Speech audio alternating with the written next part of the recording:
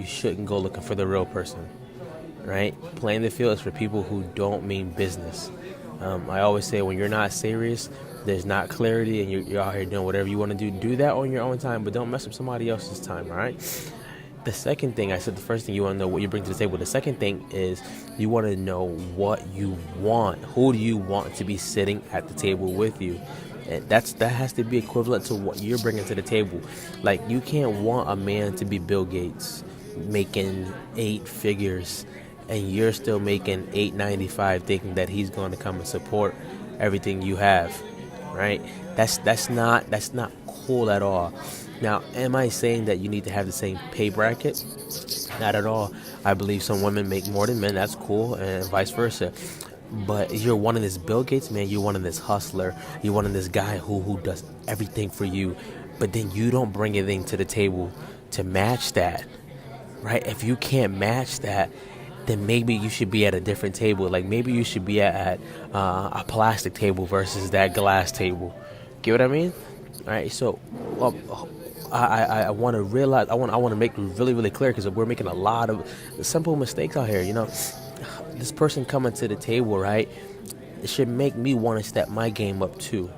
But at the same time, I should make them want to step their game up, right? The Bible talks about find a Walmart table.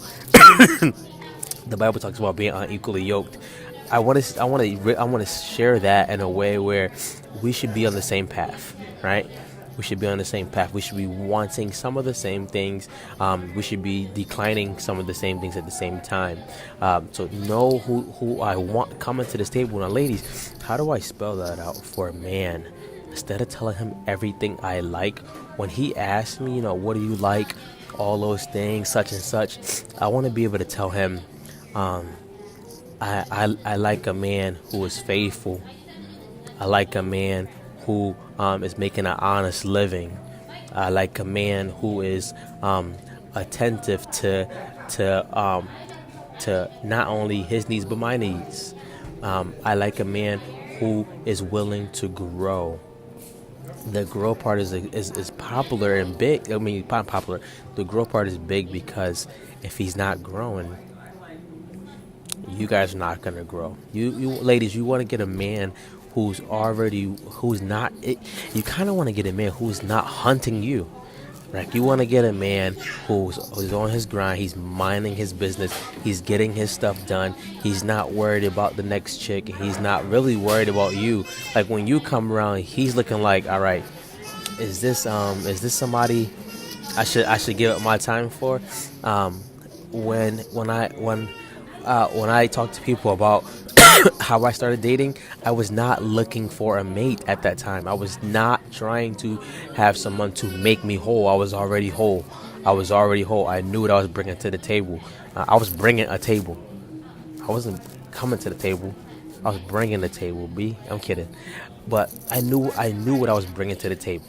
I knew what I wanted. I knew what I could do, right? Same thing, vice versa for my fiance. So you wanna be able to come to that table and know what he wants. So I tell the man what you expect.